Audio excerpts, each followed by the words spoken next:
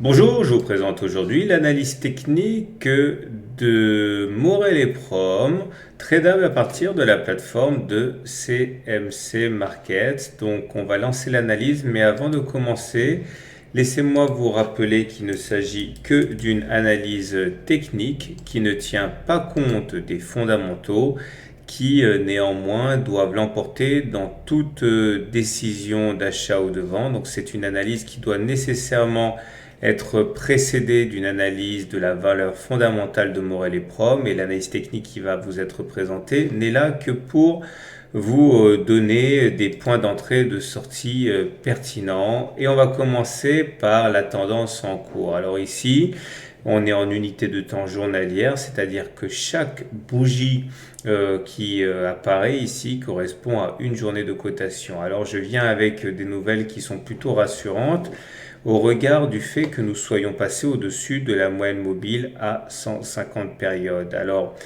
comme vous pouvez le voir, la moyenne mobile à 150 périodes est un véritable guide.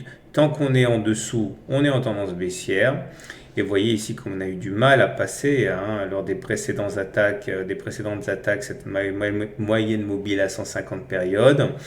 Et là, on a réussi à se faufiler au-dessus de fort belle manière. Attention, ça fonctionne pas à tous les coups. Des fois, on arrive à passer au-dessus pour mieux replonger, mais on va dire qu'aucun espoir n'est permis tant qu'on n'est pas au-dessus de cette moyenne mobile à 150 périodes, et c'est chose faite à présent.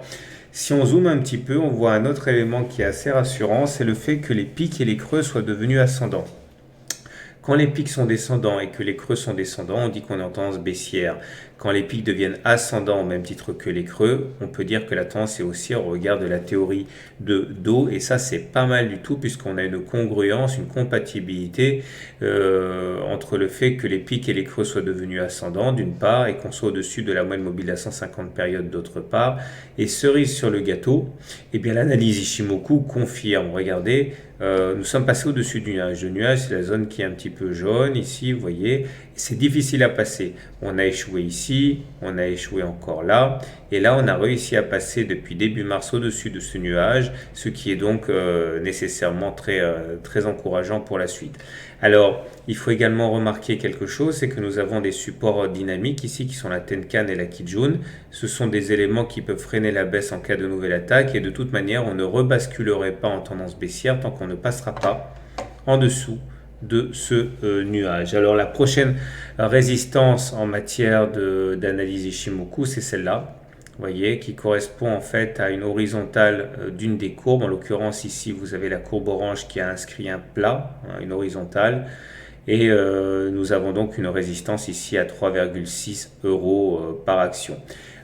Si on arrive à passer ces 3,6 euros, ça serait effectivement un très très bon signe. Pour l'instant, on a les coups des franches apparemment en termes de théorie Ishimoku jusqu'à ces 3,6. Alors, si on mène maintenant une analyse purement graphique de Morel et Prom, on comprend pourquoi on a été stoppé net et pourquoi on est monté aussi vite jusqu'à 3,4 euros. C'est parce que nous avions un double creux. Regardez, premier creux, double creux. Ça, c'est notre ligne d'eau, comme on dit. Et l'objectif, lorsque l'on a un double creux, c'est de prendre le chemin qui a été parcouru avant la ligne d'eau et de le reporter au-dessus de la ligne d'eau. Et on voit que cet objectif a été rallié au point près sur Morel et Prom, et c'est ça qui est encourageant.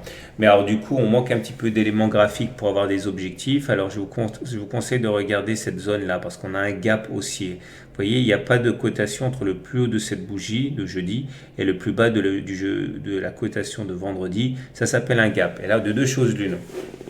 Soit il s'agit d'un gap de continuation, soit il s'agit d'un gap d'essoufflement. S'il s'agit d'un gap de continuation, la théorie dit qu'il faut prendre le chemin qui a été parcouru avant le gap que l'on reporte au-dessus du gap, et ça nous donne cet objectif des 3,6 euros encore une fois. Maintenant, si on devait reboucher ce gap rapidement, dans ce cas, il s'agirait plutôt d'un gap d'essoufflement. Et là, on pourrait s'attendre à une séquence de temporisation, de latéralisation, voire même de baisse, mais on verra ça. Il faut voir surtout dans quel délai ce gap est rebouché le cas échéant. On va terminer avec les indicateurs techniques. Comme vous pouvez voir, ils sont très bien orientés, puisque le MACD, ici en noir, est au-dessus de son signal. C'est une bonne chose.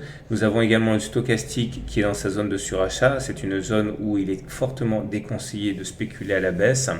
et le RSI est également dans sa zone de surachat puisqu'il est au-dessus de 70, ce qui une fois de plus incite à ne pas spéculer à la baisse. C'est pas pour ça que ça ne va pas baisser, mais statistiquement, si on spécule à la baisse, on a plus de chances d'avoir une continuation de la hausse pardon, qu'une baisse, donc c'est assez dangereux de spéculer dans un sens baissier pour Morel et Prom. Voilà, on a fait le tour. Maintenant, je vous renvoie aux fondamentaux. Vous savez ce qu'il en est de l'analyse technique. Je vous souhaite une bonne journée, de bons trades et à très bientôt pour une autre analyse technique.